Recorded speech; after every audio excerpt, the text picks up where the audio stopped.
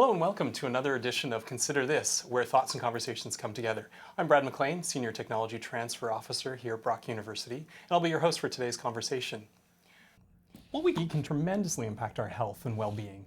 But eating right is not always easy. Having busy, stressful lives means that we can eat more unhealthy or fast foods. And for some, it's difficult to get to grocery stores or afford to pay for fresh, unprocessed foods.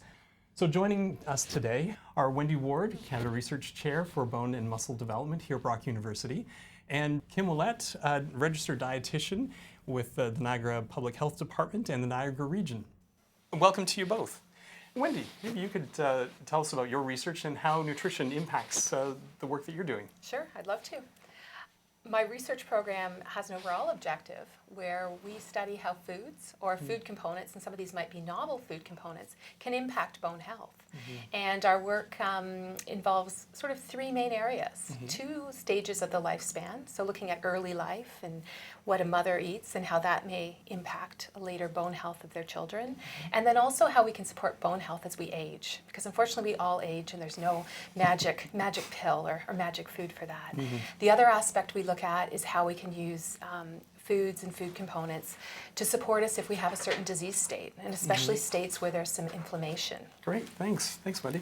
And Kim, maybe you can tell us about your role at Public Health. Yes, thank you. I'd love to. At Public Health, I'm a registered dietitian. I'm in what's called the Chronic Disease and Injury Prevention Division. So obviously our focus is on preventing heart disease, cancer, diabetes, osteoporosis, etc. Then we also have dietitians in our family health division, and as Wendy was saying, they focus on the importance of the early start and up through the school and youth years. What does nutrition mean to you? I look at nutrition as supporting health. And it'll depend, as we've talked about different life stages, it may look differently if we're a young child or a pregnant mother than if we're a teenager or a young adult, and then as we age. But definitely, what foods can we be consuming on a regular basis that will help us either to grow or maintain our health? We tend to talk at Niagara Region Public Health about healthy eating patterns, and as Wendy was saying, it's about what you eat on a daily basis, not necessarily every food or beverage that would pass your lips, but a pattern of eating that supports healthy growth and development and gives us the vitality and energy for daily activity, as well as to prevent those chronic diseases that I mentioned earlier. Wendy, you mentioned nutrition at different stages of life. Maybe you can talk a little bit about the importance of those different stages and nutrition at those stages. Yeah.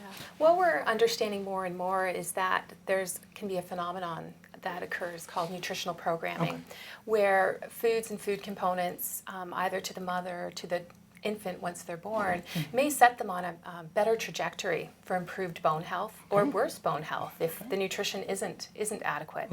And so we're seeing more findings coming from these long-term studies where they followed mother-baby pairs. And some of these follow-up studies have now gone to 20 years of age in the former offspring.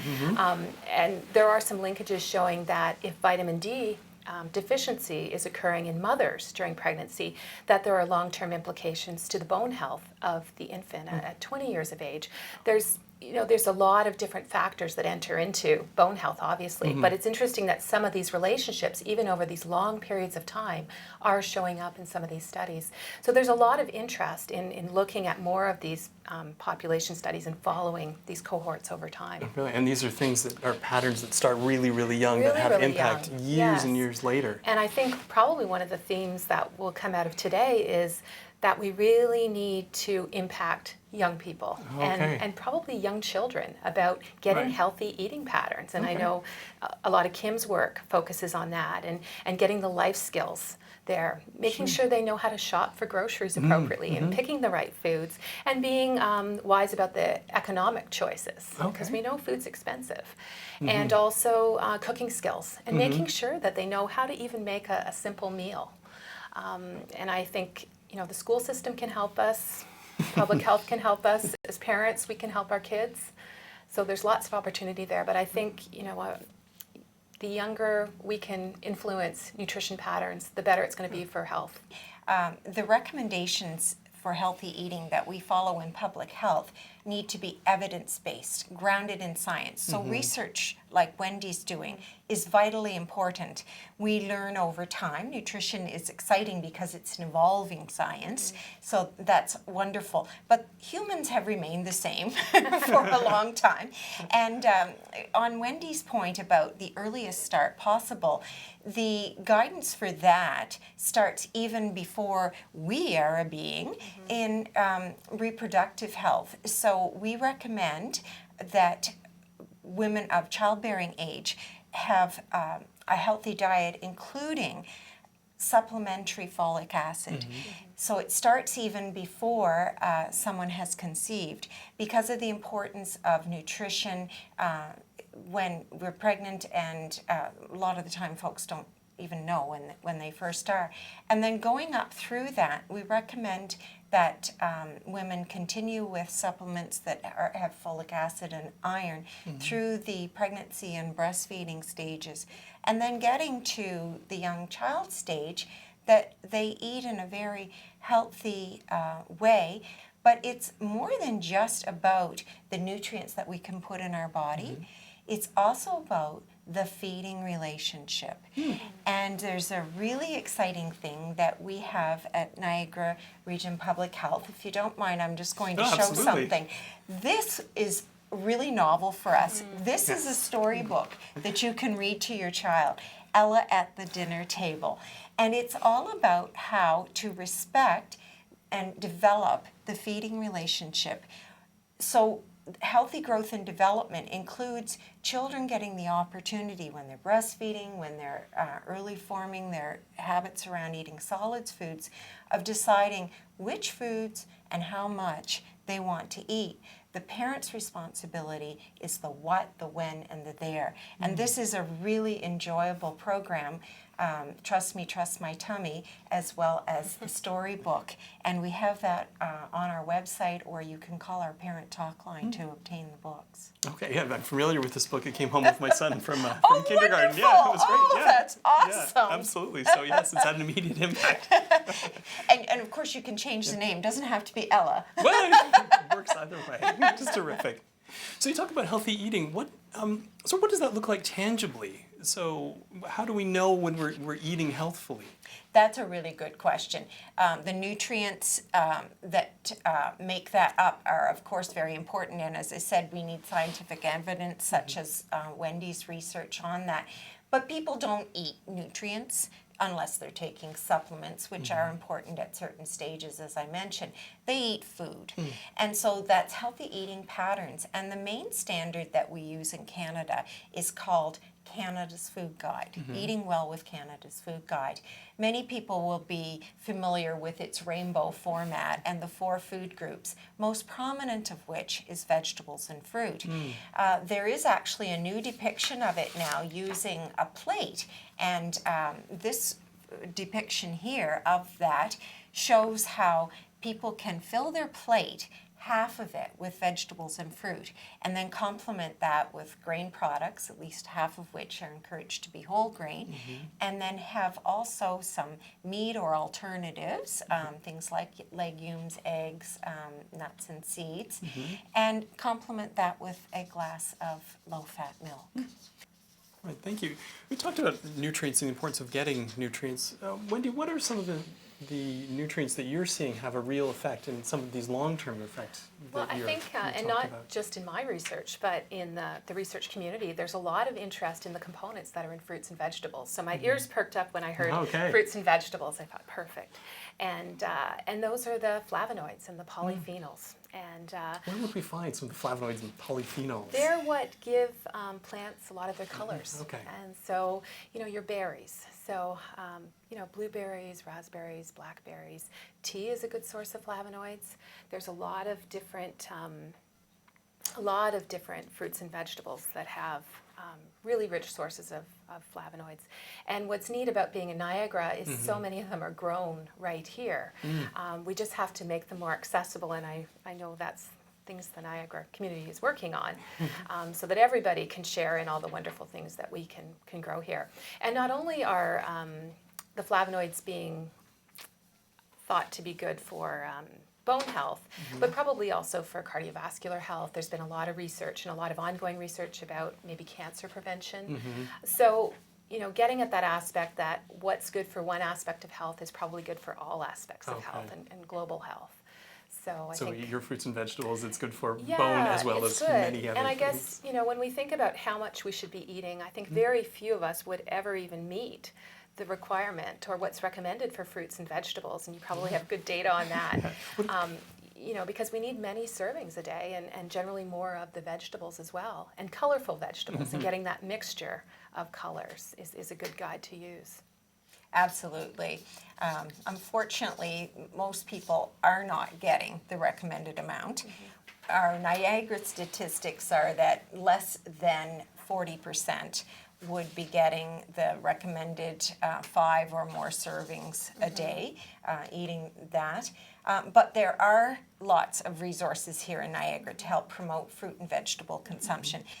I'm wearing a t-shirt, I don't know if everyone can see, but it says Fueling Healthy Bodies. And it is just one example of the programming at Niagara Region that we are doing to try and promote that vegetable and fruit consumption, and in the youth years, as Wendy was saying, is so important.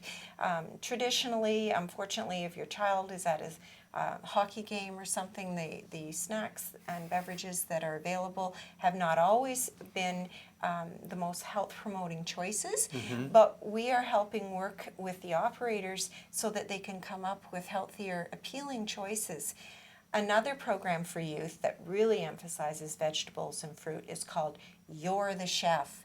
And that's a great one that we offer, both through multiple ages in schools, and it's a program where we train leaders, and children are experienced through the program of cooking fruits and vegetables and experiencing, enjoying them, and the skills and the appreciation that go with that. But it's also available out in the community, such as the YMCA offers it through its programming, such as camps.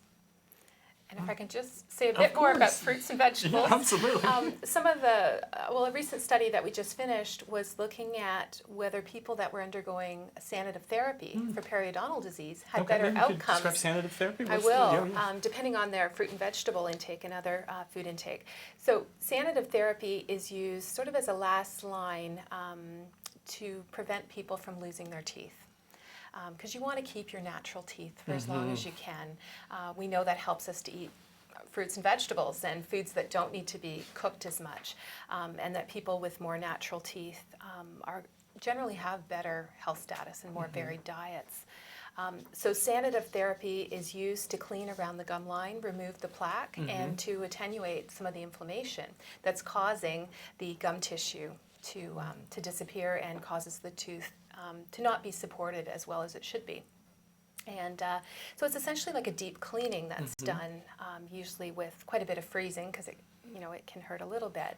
And what we've been able to show is that people that have undergone that therapy 8 weeks after the procedure, that the individuals who had higher intakes of fruits and vegetables and certain vitamins, of vitamin C, vitamin E, and also beta carotene, have better results. They have more recovery and more healing that's happening. So that was a really exciting finding. And sort of to make it more tangible, what we found was that individuals who were consuming 5 or more servings of fruits and vegetables per day, that was sort of the break point where we saw better healing. And of course, that's still under what the recommended number of servings is per day. But just some exciting findings. Yeah. It's interesting. And I know living up north where we are in Canada versus the rest of the world, there's this kind of emphasis on vitamin D. Can you tell us a little bit about the vitamin D or the importance of it? Vitamin D is a hard nutrient to get. Up to age 70, we need 600 international units per day, and that sounds like a big mouthful, so let me break it down a little bit. That's equivalent to about 6 glasses of milk. So a serving of milk has approximately 100 international units, so that gives people some guide. A piece of fish, like a piece of salmon someone with the skin will have about 200 international units per day. So some of the audience is probably doing the math and thinking, that's a lot of milk, that's a lot of fish. There's a little bit in margarine, a little bit in eggs, but not very much. So our food supply really isn't plentiful in vitamin D. And that's one instance where we might have to turn to using a supplement. Okay. And even though I certainly support whole foods, because I think healthful foods have so many different healthful things in them. Right. They're not just going to have vitamin D, but other nutrients as well. But certainly getting enough vitamin D is going to be a problem in our climate. Okay. And I know we often think of vitamin D as the sunshine vitamin, Right. because we can make vitamin D when the sun is close enough to us. But here in Canada, we can only do that for about 6 months of the year. And the other aspect is we don't want to set ourselves up for skin cancer. And many of us, if you're like me, you're just going to burn if you don't have your sunscreen on. So you really can't rely on your sun exposure at all. So supplements may be warranted. Yeah, so vitamin D as a supplement can be important. Are there any other vitamins or nutrients that we might be thinking about getting supplements for?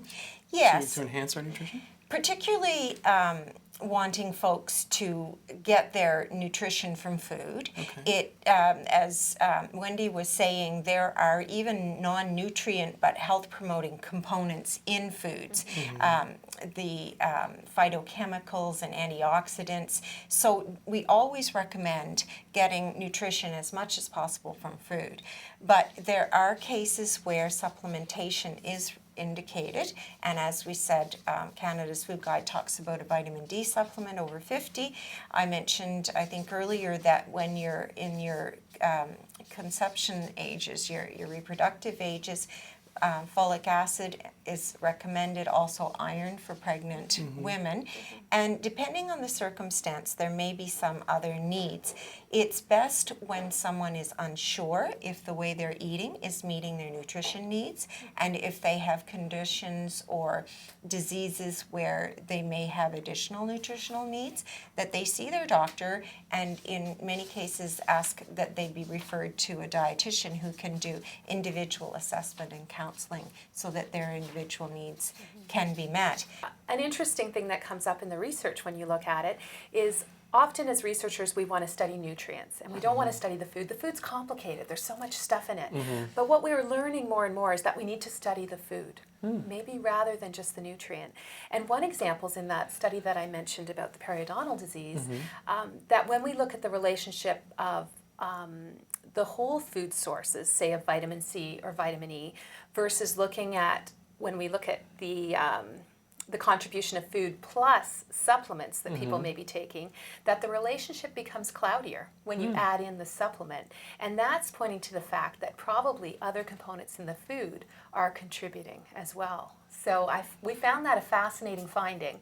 But we're not alone in that. When you look at some of the cardiovascular disease literature as well, with things like soy protein, and it was originally thought that some of the phytochemicals, the isoflavones, might be important there. But when they gave people just the supplements and looked at heart outcomes versus the whole protein source or the whole food source, they don't see as good results with just the supplement. So telling us that it's important to have the whole food together. You can't just encapsulate things and take them and get the same effects. And I think that's powerful when we're bombarded so much by media about using supplements. And you can spend a lot of money on supplements, and if they're not going to work or maybe even cause some risks, you need to balance that. And think about truly what aren't you able to get through foods. And certainly, as Kim identified, there are at-risk populations where supplements are going to be warranted, whether it's folic acid, iron, maybe B12 as we age. Definitely, yeah. And on an individual basis for some, but as I mentioned, there are populations for which we have specific recommendations because we know that they have special needs at certain stages. And maybe we could just clarify about the Canada Food Guide. That's for people that are healthy without chronic disease. Yes, because one of the Food Guide's main goals is to keep healthy people healthy. Right. Throughout the life cycle, it covers ages 2 all the way up to 102 or beyond. And so it is a healthy pattern of eating, but it's not one size fits all. Right. There are different translations of it into other cultures and languages, But more than that, going to Health Canada's website and looking at their online tool called My Food Guide, so that you can customize the food guide to your own preferences, choices, and needs. Right. And I guess we were talking about reliable websites, and I guess Yes. other agencies that could go to would be Heart and Stroke or the Canadian Diabetes Association, Osteoporosis Canada, and a lot of them have the pull-off sheets or the PDF files that you can print off or take a look at about healthy eating. And I'm always impressed with the literature that's out there, as well as Health Absolutely. Canada's documents. Another great source that I like to promote is that Eat Right Ontario Right. from the Ontario government, and their website has a lot of information on it.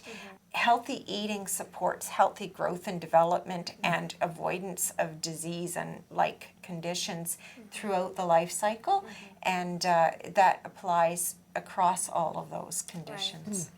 And I think the other thing we're learning more as we do research is that a healthy diet can support even how some medications work. So in the case of some of the anti-osteoporotic medications that a lot of Canadians are on, and I think there's a need to be on them. Diet can't prevent osteoporosis in everyone, for sure. So there's going to be a lot of people that require those medications, and we know that they can work better if you've got proper nutrition.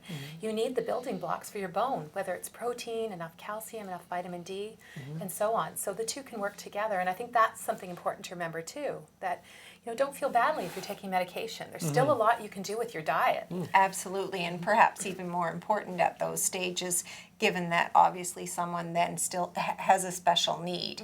And so good nutrition is important at all times. Right. And that includes when someone has an established condition. Also getting the right counseling and guidance for them individually. So as I mentioned, getting referred to a registered dietitian and also other health professionals. And so calling that number on Eat Right Ontario, that website Yes. you mentioned, you actually get to speak to a dietitian.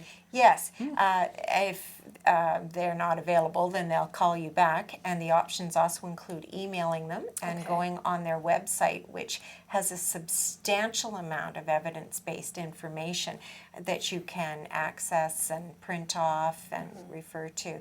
Yes, it's That's a very excellent. good source. Yeah. I think we've talked a lot about individual needs, but I think one thing to always focus on is that while the individual is important in the equation, their knowledge, their skills, their attitudes, and their personal resources, that it's the environments and policies of that surround us that make the difference to whether we're supported in healthy eating. Right. And I think that looking at those factors makes the biggest difference in many cases. Someone may want to eat healthy, but they're prevented because they can't get to the food. They don't have food in their neighborhood. We've referred to that as being a food desert, or it might be that physically they're just not able, an elderly or frail or disabled person. Then there's the aspects of advertising all around us and the effect of marketing the less healthy foods, particularly to children. That's where it becomes the most concerning. And then beyond that, there's the settings that we're in. Everything from institutions like hospitals and childcares and schools and workplaces, and then the recreation centers like arenas and so on. Do those facilities have the standards and the policies that would support healthy eating? Things like what's available at their concession stands, or do they support breastfeeding moms? Do they teach in the classroom about healthy eating, but then their fundraisers for the school are less healthy foods? Is it a workplace that is surrounded by less healthy choices that entice people away, or do you have a cafeteria that has healthy food that is also very appealing food? And a lot of government policy can get involved in this too. One that's coming up for revision that we already have in place but could be improved is our food labels. The nutrition facts table, the ingredient list on packaged foods, and then a new one about to happen in Ontario starting in the 1st of January is menu labeling. You'll be able to see the calorie content of foods that are available to you at restaurants, takeaway from grocery stores, movie theaters, fast food. And it's a start. I would like to see other nutrients, particularly sodium, sugar, included eventually, but this would be a good place to start. Talking about a lot of these unhealthy choices, what are some of the impacts that we're seeing about choosing these unhealthy choices more often than perhaps we should? Well, I think the number one thing is the unhealthy body weights, and many individuals struggling with being overweight or obese. The statistics are, is it about 40% of the Canadian population, I think, is one of those two categories right now? 60 for when you combined overweight and obese, Yes. and unfortunately it's in the realm of 40 for Niagara's youth. Right. So we've got some work to do, and you know, it's great that we've got these programs coming through, and I think we need to get more strategies on how we're going to get a handle on this. And it's a big problem. We're overweight, we're obese. And that is just setting, especially young people, up for a lifetime of chronic disease, and you know, shortened lifespan. And I've heard it said that you know, the generation now will probably have a shorter lifespan than their parents because of the confounding effects of obesity. And so that's, you know, that's something we've really got to work at. And I think when you were asking the question about some of the impediments to, you know, healthy eating, some of it's time too. Just, I think, simply busy lives. I often use the analogy of a fish swimming upstream.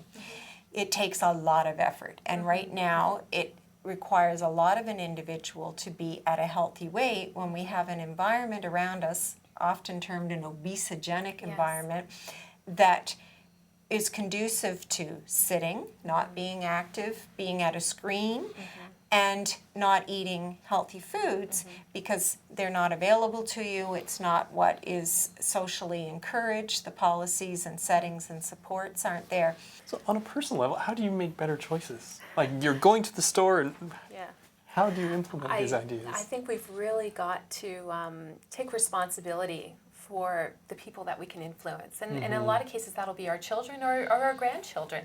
Lots of grandparents care for grandchildren during the day.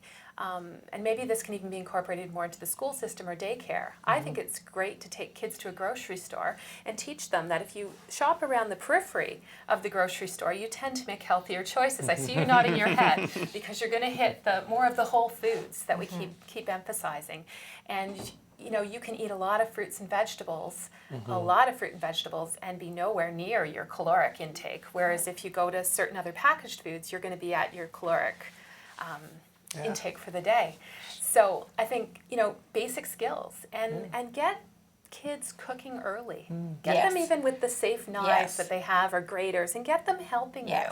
And I find it's a great way to just get my kids to tell me about their day.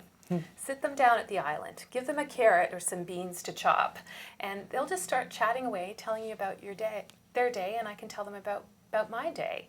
And so having more of that family time too. And I think physical activity, going out for walks, kicking a soccer ball. You don't have to be running a marathon. There are simple things you can do in the backyard. And certainly winter activities, even though we've got to bundle up for it. But I think the cooking skills are really going to help. I know my generation going through home economics was pretty much being phased out, and unless you were doing an applied stream, you didn't spend much time even learning how to steam vegetables. And so there's a lot of us that have come out really not knowing how to cook at all, and we've had to pick it up or go and take courses at some of the culinary places around. And I know YMCA and different places have some basic cooking programs, and I think more of that for kids could be a great thing, and teach them that it's fun, because kids do like to cook. I've noticed that. They do love food, and learning those food skills, it gives them not only the skills but the confidence. As you said, things have changed in a generation or two. We do know that 2/3 approximately of daily energy intake from foods is home sourced, but on the other hand, we know that on any given day, only half, if that, of adults spend any time cooking. A few generations ago, meal preparation, 2 hours. Today, 20 minutes. So we know that things have changed. It would be great if everyone got back to valuing food rather than it being a chore that we begrudge having to fit into our day and throw on top of other things that we're doing. If we rediscover the joy, Yes. including the family connectedness, the opportunity to transfer skills and heritage and tradition and culture, but we just sort of acknowledge that food is important, our health is important, the two are very connected to one another. But it has changed. People are challenged for time and energy and also often budgets these days. So where are we going to get those food skills? Our Ontario Home Economics Association actually has a campaign where they're advocating to bring back that course in schools. As Wendy mentioned, that got lost along the way. And I think it would be very important to include that back into the curriculum. So advocating for that is something that folks can definitely do. Public Health has an amazing program called Community Food Advisors. These are volunteers that we train. They get training in food handling, food safety, and healthy eating. So basic nutrition based on Canada's Food Guide. And they're available to go out and talk to various groups, whether at workplaces, at schools, community groups. They can do fairs and demonstrations, that kind of thing. They're a wonderful group. But ultimately, we also have to get our environments to be healthier. Our food supply out there is not predominantly healthy food. We're so lucky that we live here in Niagara that's got just a bounty of fresh food around. Absolutely. And how can we better connect with the stuff that's literally in our backyard? That's very important. I'm glad that you brought that up. Niagara Region, as a government, is very much supportive of our local food economy. One that I particularly like to promote is called the Good Food Box. And it's a program that's available in multiple locations throughout Niagara. You can go on their website, goodfoodboxniagara.ca, and it's a way to support our local farmers. So as much as possible of the food that is available in the box each month that you receive comes from our local community of producers and growers. And then it's a reasonable cost. In some cases, if organizations are looking for a good cause, they can help subsidize the cost. And then it's a way to enjoy those fruits and vegetables more often. We're going to wrap up our discussion, but I'd like to finish it with some takeaway thoughts. Maybe Wendy, what would you like someone to take away from our today? I mean, my area is bone, and I always like to give the message that bone is a lifelong process. And so what you eat at all stages of your life is going to impact your bone health. And, try and make that a positive impact. The other thing would be trying to take more control over what you eat and be mindful of what you're eating. And I always say to people that are concerned about weight and health, you can never eat too many fruits and vegetables, really. I don't think you can. So that's a good message. And more just picking up on what I was talking about earlier about incorporating the family or friends in sitting down and having a meal, preparing a meal together and having it together and enjoying it. And as Kim was saying, getting back to having preparation of a meal be more like just getting up and getting dressed in the morning. Not that it's a chore. And I liked how you used that word because I think many of us look at it as that. So just getting back to having it just part of our life and an enjoyable part of our life. All right, thanks, Wendy. Kim, any final thoughts? Well, I'd reiterate a lot of what Wendy said, but I think in addition to the individual level, we need to think about what supports are out there for folks, what programs can teach those food skills, since, as we were mentioning earlier, they're not necessarily being taught, such as in school or even in the busy families. So, for example, our Community Food Advisor program, the You're the Chef program for youth learning food skills, those are important. And then at the outside of the individual and household level are those environments and the policies that will support folks. So what are the policies and standards in various settings?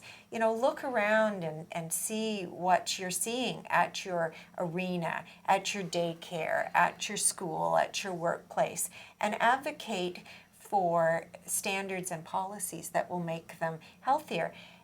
Also take advantage of what's coming up in terms of policies and supports. look at the food label, and when Health Canada revises it, learn to use the nutrition facts table and the ingredient list.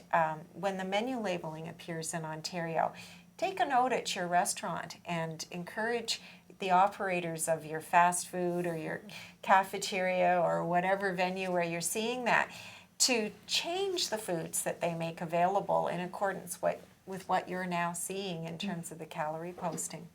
All right. Well, this has been another episode of Consider This. Our guests today were Wendy Ward, again, Canada Research Chair in Bone and Muscle Development at Brock University, and Kim Ouellette, registered dietitian with public health in the Niagara region. Thank you. Consider This is a joint production of Brock University and Niagara Connects, a network of community collaborations building a stronger future for Niagara. Thank you for joining us.